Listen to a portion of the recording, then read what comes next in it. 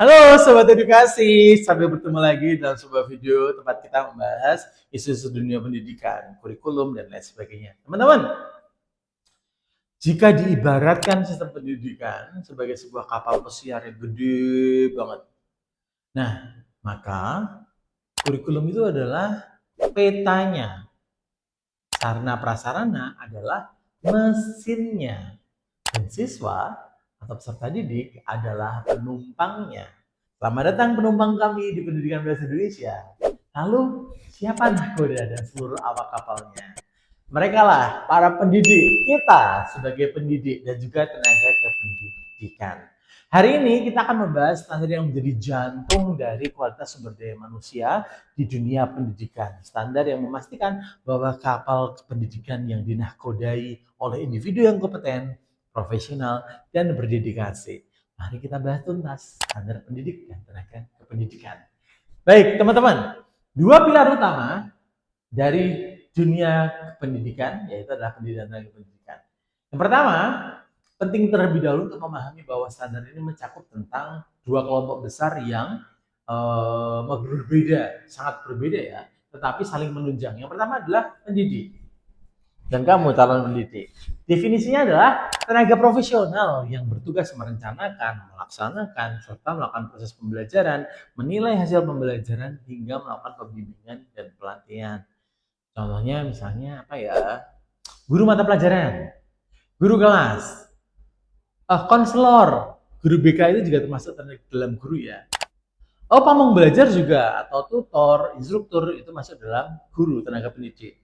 Mereka lah yang berinteraksi langsung dengan siswa dalam proses transfer ilmu dan pembentukan karakter. Dua, tenaga kependidikan. Tenaga kependidikan adalah tenaga yang bertugas melaksanakan administrasi, pengelolaan, pengembangan, pengawasan, dan pelayanan untuk menunjang proses pendidikan. Contohnya kepala sekolah, itu tenaga kependidikan, wakil kepala sekolah, administrasi, pustakawan, laboran, tenaga kebersihan, keamanan, dan lain sebagainya. Mereka yang memastikan seluruh sistem pendidikan berjalan lancar agar proses belajar bisa berlangsung dengan efektif. Standar ini juga mengatur kualifikasi akademik minimal dan kompetensi yang harus dimiliki oleh kedua pilar ini. Baik, Pak Mehmet, apa sih indikator kunci dari pendidik yang bagus? Atau kita fokus ke guru ya teman-teman. Yang pertama, guru itu harus minimal S1. Jadi kalau nggak S1 belum bisa jadi guru ya, atau D4 dari program studi yang sesuai dengan mata pelajaran yang diajarkan. Yang kedua, guru profesional adalah memiliki sertifikat pendidik yang diperoleh melalui PPG. Baik, selanjutnya adalah 4 kompetensi guru. Nah, ini adalah DNA atau kita bisa sebut sebagai roh guru profesional. Mari kita bedah satu persatu. Yang pertama adalah pedagogik. Pedagogik ini adalah seni dan ilmu mengajar. Ini tentang bagaimana guru mengelola pembelajaran agar efektif. Indikatornya apa? Satu, memahami peserta didik. Mulai dari mengerti karakteristik mereka, gaya belajarnya, potensi setiap siswa, dan lain sebagainya. Kedua, merancang pembelajaran, yaitu mampu menyusun modul ajar atau RPP yang jelas, menarik, dan juga sesuai dengan tujuan. Ketiga, melaksanakan pembelajaran, mampu menciptakan suasana kelas yang kondusif, interaktif, dan inspiratif, menggunakan metode dan media yang tepat. Selain itu, oh iya, yang terakhir jangan lupa, melakukan penilaian pembelajaran, yaitu guru harus mampu merancang dan melaksanakan penilaian yang valid dan mengukur kemajuan siswa dan merefleksikan dalam proses pengajaran tersebut. Yang pertama sudah, kompetensi pedagogik, kita masuk ke kompetensi berikutnya, yaitu kepribadian. Ini tentang integritas dan karakter guru sebagai teladan atau role model. Indikatornya apa? Satu, mantap dan stabil. Dua, arif dan bijaksana. Tiga, berwibawa. Yang keempat, berakhlak mulia. Indikator-indikator tersebut tentu bukan acuan utama ya teman-teman, tetapi itu adalah satu sama lain saling mendukung.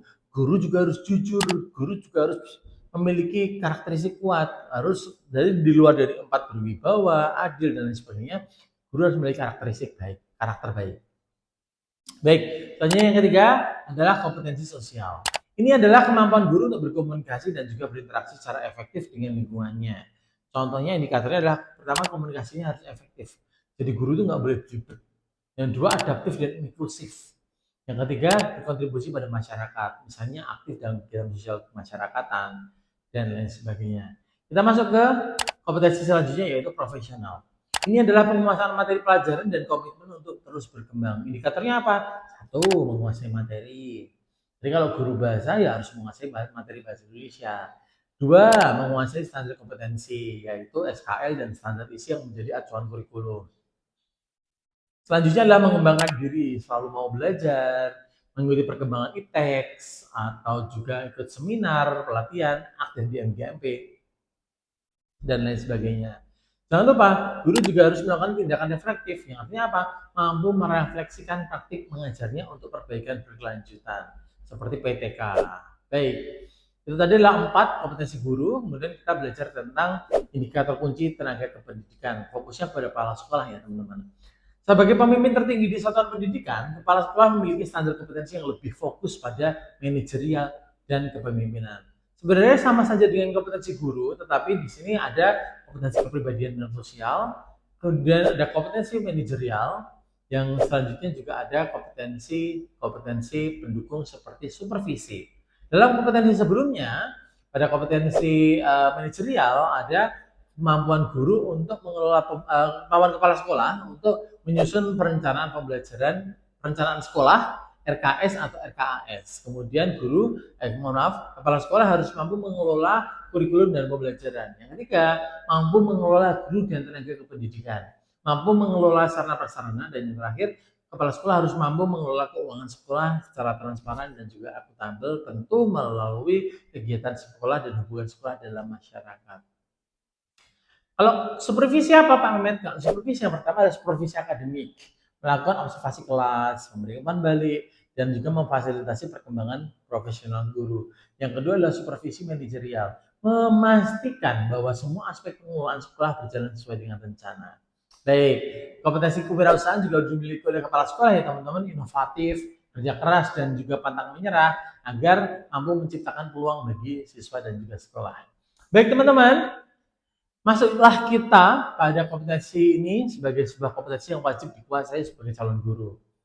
Standar pendidikan tenaga kependidikan bukanlah sekadar daftar persyaratan administrasi.